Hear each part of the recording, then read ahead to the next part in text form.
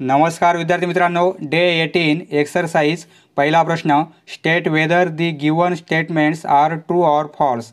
पहा इथे 4 स्टेटमेंट दिलेले आहेत। हे स्टेटमेंट ट्रू आहेत का फॉल्स आहेत, म्हणजे सत्य आहेत का असत्य आहेत, हे आपल्याला आयडेंटिफाय करायचं आहे। पहा पहिलं स्टेटमेंट आहे, every parallelogram is a rhombus. म्हणजे प्रत्येक पॅरलेलोग्राम हा रोम्बोस असतो का? पहा हा एक पॅरलेलोग्राम काढलेला आहे आपण, हा रोम्बोस होईल का? कारण रोम्बोसच्या चारही साईड्स इक्वल असतात, परंतु पॅरलेलोग्राममध्ये ही कंडिशन नसते, समोरच्या साईड कॉन्ग्रंट असतात, म्हणजे हे स्टेटमेंट फॉल्स आहे। पहा पहिलं स्टेटमेंट फॉल्स आहे। दुसरं statement, every rhombus is a rectangle.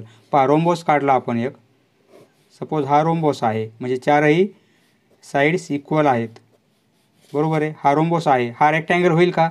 होणार नाही, म्हणजे हे पण स्टेटमेंट फॉल्स आहे। पहा तिसरं स्टेटमेंट आहे, एव्हरी रेक्टँगल, एक रेक्टँगल काढला आपण तर तो पॅरलेलोग्राम होईल का? पहा हा पॅरलेलोग्राम आहे, कारण अपोजिट साईड्स पॅरलल आहेत आणि इक्वल आहेत, म्हणजे हे स्टेटमेंट ट्रू आहे। पहा चौथं statement, every square is a rectangle, एक स्क्वेअर काढला आपण, हा स्क्वेअर आहे, चारही साईड्स इक्वल आहेत आणि चारही अँगल 90चे आहेत, हा स्क्वेअर आहे, हा रेक्टँगल होईल का? रेक्टँगल पण आहे, बरोबर आहे,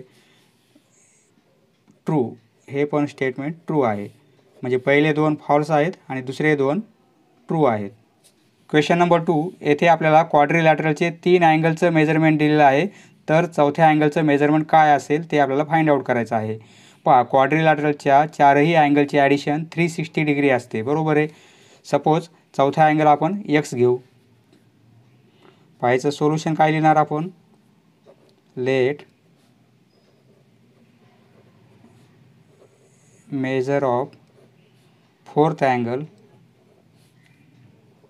of quadrilateral is x, therefore x plus 65 plus 95 plus 40 ही सर्व ॲडिशन 360 डिग्री असते, therefore x, पहा ही सर्व ॲडिशन किती होईल, 200 equal to 360, therefore x equal to 360 मधून 360 आहे, 360 मधून हे 200 मायनस होतील, बरोबर आहे, therefore x equal to 160 degree, म्हणजे चौथा अँगल आपला 160 डिग्रीचा असेल, therefore measure of fourth angle of quadrilateral is 160 degree.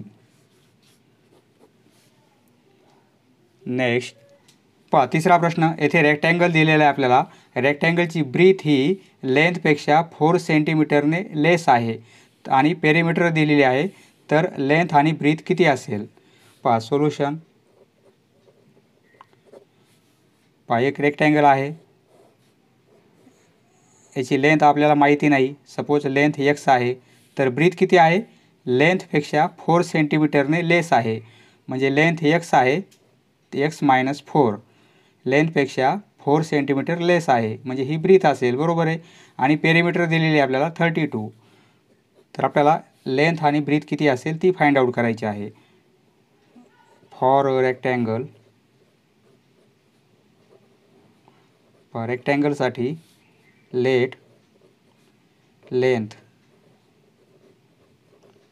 आपण x घेऊ अँड ब्रीथ x मायनस 4 होईल, कारण लेंथपेक्षा 4 सेंटीमीटर लेस आहे। पेरिमीटर ऑफ रेक्टँगल, फॉर्म्युला माहिती आहे आपल्याला, perimeter of rectangle equal to 2 times length plus breadth, length आणि प्लस ब्रीथ, 2, पेरिमीटर दिलेले आपल्याला 32, बरोबर आहे, पेरिमीटर आहे 32 इक्वल टू 2, लेंथ आहे x आणि ब्रीथ आहे x मायनस 4, x मायनस 4, पहा ही लेंथ आहे आणि ही x-4 ब्रीथ आहे, दोघांची ॲडिशन आहे. पहा देअरफोर 32 इक्वल टू 2x होईल.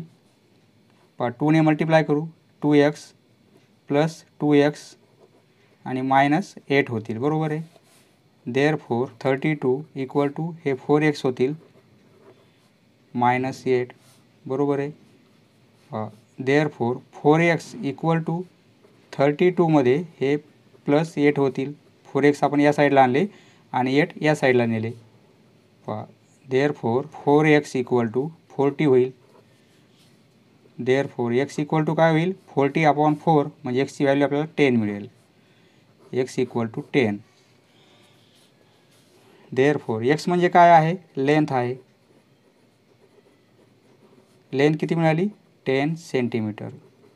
आणि ब्रीथ किती मिळेल आपल्याला, ब्रीथ x-4 आहे, बरोबर आहे. x-4 x ची व्हॅल्यू 10 आहे म्हणजे 10 - 4 इक्वल टू 6 सेंटीमीटर. ही ब्रीथ असेल 6 सेंटीमीटर आणि लेंथ असेल 10 सेंटीमीटर.